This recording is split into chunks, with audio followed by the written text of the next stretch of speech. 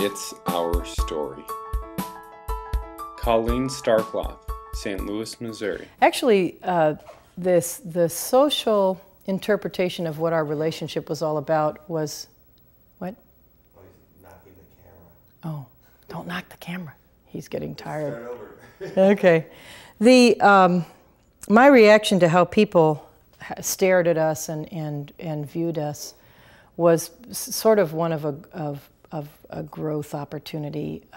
I didn't understand why people thought that we were unusual or an oddity, although back at that time when we first started dating, you didn't really see many people with disabilities out in society. You didn't, unless they were being pushed by someone else, or they were elderly, or as a little kid with their family. So I imagine, looking back on it, that we were somewhat of an oddity. But I do remember, one time we went into Famous Bar, which is a large department store here, at Christmas time. Probably was the first year we were dating, so it had to be around '73. And we decided that we'd buy each other a Christmas gift so that we would have to separate, and I'd go get his gift and he'd go get mine. So we were walking along and we came to an escalator, and it looked like a good place to, separate. So I leaned over and kissed him, and I said, I'll see you, we'll meet back in 30 minutes or something like that.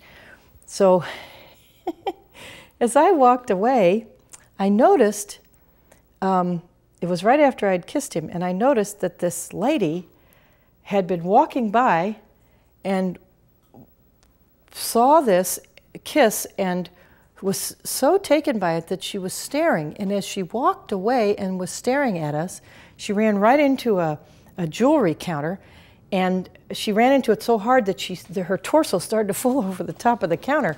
And I remember saying, "What is her problem?" And I said to Max, "Did you see that? Did you see her staring at us?"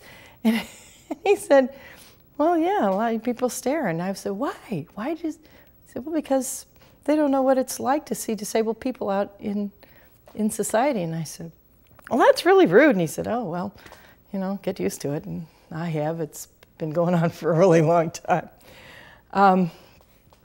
But it was a growing process for me to learn about it. And at first, I got a little sarcastic and cynical about it, like, how dare you peek into my life? But then later I thought, well, it's also an education for them.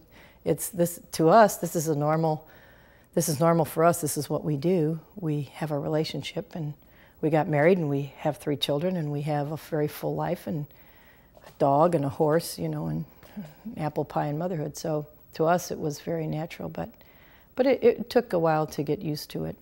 The It's Our Story project is a national effort to make disability history public and accessible. Visit us at www.itsourstory.org or on the It's Our Story project YouTube channel.